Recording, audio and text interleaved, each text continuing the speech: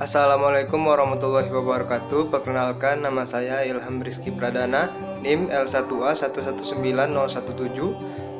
Peminatan saya yaitu silvikultur, program studi kehutanan Fakultas Pertanian Universitas Jambi.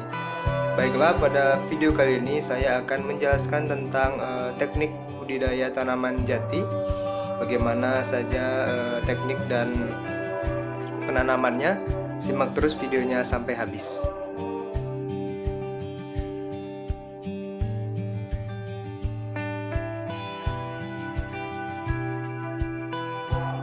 Jati atau nama latinnya Tegnola grandis adalah tanaman yang termasuk dalam famili Fabaceae. Adalah tumbuhan tropis yang penyebarannya meliputi India, Myanmar, Thailand, Vietnam, dan juga di Indonesia. Nah, di Indonesia terutama di Jawa, pada jati biasa tumbuh pada ketinggian kurang dari 700 meter di atas permukaan laut. Tumbuhan ini juga terdapat di Muna, Buton, Maluku, dan Nusa Tenggara. Untuk pertumbuhannya membutuhkan iklim musim yang nyata, yaitu musim dengan curah hujan berkisar 1250 hingga 2500 mm dan jumlah bulan kering berkisar antara 3-5 bulan dan membutuhkan tanah yang mempunyai aerasi yang baik. Tinggi pohon jati antara 25 meter hingga 30 meter. Namun daerah yang subur, tinggi pohon bisa mencapai 50 meter dengan diameter kurang lebih 150 cm. Batang umumnya bulat lurus, kulit kayu agak tipis, beralur dalam sampai agak dalam. Kayu memiliki kelas awet 1 dan kelas awet 2 dan mempunyai berat jenis 0,70. Cocok dipergunakan untuk keperluan kayu perkakas dan pertukangan. Baiklah, yang pertama adalah pengadaan bibit jati. Untuk mendapatkan biji atau benih yang berkualitas, pemungutan benih hanya dilakukan pada kebun benih atau petak-petak yang telah ditunjuk sebagai tegakan benih. Pemungutan benih atau biji tersebut dilakukan pada bulan Agustus hingga September. Sebelum dilakukan pemungutan, lantai hutan sebaiknya dibersihkan dulu untuk memudahkan pemungutan dan agar benih-benih yang sudah lama jatuh tidak ikut dikumpulkan. Benih yang baik adalah benih yang sudah diseleksi, berukuran minimum 14 mm, berwarna coklat dan tidak rusak karena gangguan hama dan cukup kering. Kemudian jumlah biji atau benih yang dibutuhkan setiap hektar adalah: yang pertama, untuk jarak tanam 2 x 1 x 1 meter dibutuhkan sebanyak 6 blik. Untuk jarak tanam 2 x 5 x 1 meter sebanyak 5 blik. Untuk jarak tanam 3 x 1 meter sebanyak 4 blik. Penyimpanan benih atau biji dilakukan setelah biji dikeringkan sehingga beratnya tetap. Kemudian dianjurkan untuk disimpan di dalam kotak kayu ukuran 2 x 1 x 1 meter atau sesuai dengan kebutuhan. Untuk keperluan penyulaman dapat digunakan biji atau benih atau bibit. Apabila digunakan bibit, diperlukan persemaian sederhana. Jumlah biji atau bibit sulaman yang harus dipersiapkan yaitu sebanyak 20% dari target yang akan ditanam.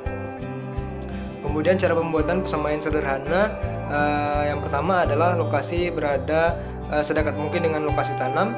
Kemudian dipilih tanah yang subur dan datar dengan kelerengan maksimal 5%. Kemudian bedengan dibuat dengan ukuran 5 x 1 meter dengan tinggi 10-15 cm. Dan yang terakhir adalah penyemaian biji dalam bedengan sedalam 2 cm dengan jarak 5 x 5 cm. Yang kedua adalah penanaman. Penanaman terdiri dari, yang pertama adalah persiapan atau penyiapan lahan, dan yang kedua adalah penanaman. Kita masuk yang pertama, yaitu persiapan lahan. Persiapan lahan, aktivitas pertama yang harus dilakukan adalah pembersihan lahan. Mengingat jenis jati termasuk jenis toleran, maka diperlukan pembersihan lapangan yang sempurna. Kegiatan pembersihan lahan disesuaikan dengan keadaan vegetasi lokal calon tanaman. Untuk lokasi calon tanaman yang bervegetasi relatif lebat dan jarang, maka dilakukan kegiatan pembersihan lapangan, yaitu dengan cara menebas, tebang, dan rumput atau pengumpulan sisa. Kemudian yang kedua adalah pengolahan tanah. Untuk lahan-lahan bekas hutan alam yang masih subur tidak diperlukan pengolahan tanah secara khusus, sedangkan untuk lokasi bekas semak belukar dan alang-alang umumnya memiliki tanah relatif yang padat, sehingga diperlukan pengolahan tanah untuk memperbaiki sifat fisik tanah tersebut dan untuk mematikan tumbuhan pengganggu atau gulma. Agar biji atau benih jati dapat berkecambah dan tumbuh dengan baik, diperlukan tanah yang gembur. Selanjutnya adalah penanaman. Sebelum biji ditanam perlu dipersiapkan ajir tanaman sesuai dengan jarak tanam yang ditentukan. Adapun jarak tanam yang dianjurkan adalah yang pertama bonita 2-2,5, jarak tanamnya adalah 2 kali 1 meter.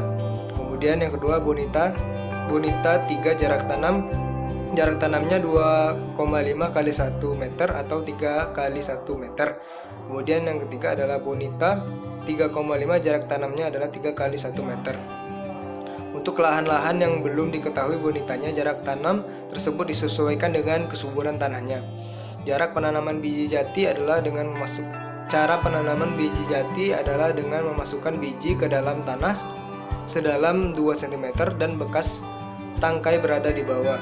Jumlah biji yang ditanam tiap ajir sebanyak 5 biji. Jarak antara biji diusahakan 5 cm.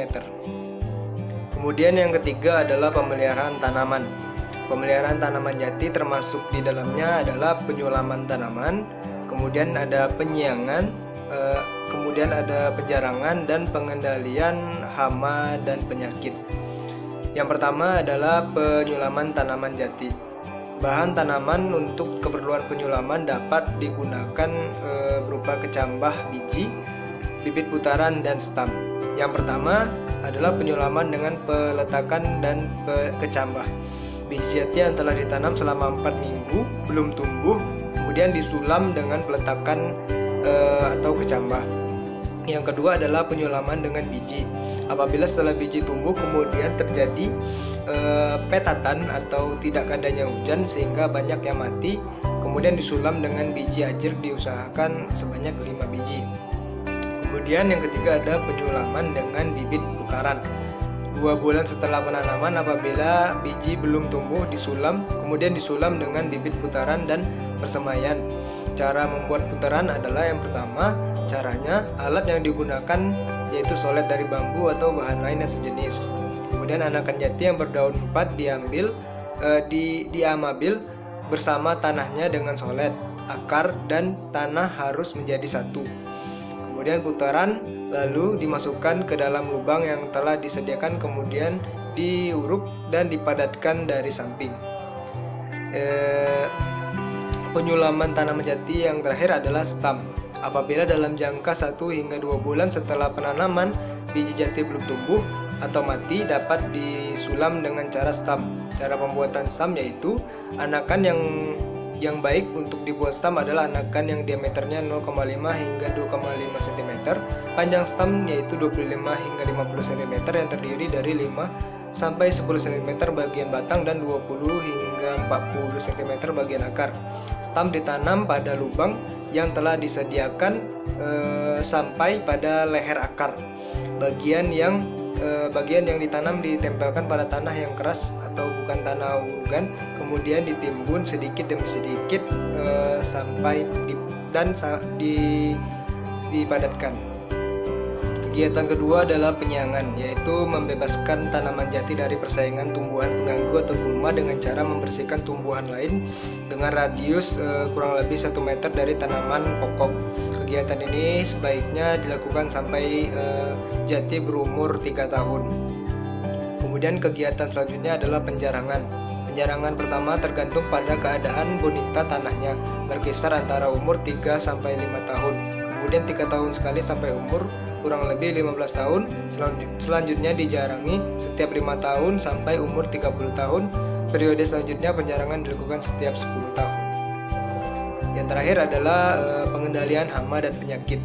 Penyakit yang biasanya menyerang anakan jati adalah penyakit lanas yang disebabkan oleh bakterium Pseudomonas solacarium Smith. Pencegahan dapat dilakukan dengan membabat dan membakar anakan yang diserang, menyiangi rumput yang ada di sekitarnya, dan usahakan supaya lingkungan tidak terlalu lembab. Adapun hama yang menyerang tumbuhan jati adalah engkes-engkes atau nama latinnya Monohamus rusticator. Kemudian ada uter-uter atau Passus damor more, oleng-oleng atau Domitrus ceramicus, Wicca, dan Inger-inger atau Pheotermes tectonae-dam. Kemudian ada juga busukati atau Lobarus destruen. Kemudian ada entung jati atau Hiblaca puera dan benalu.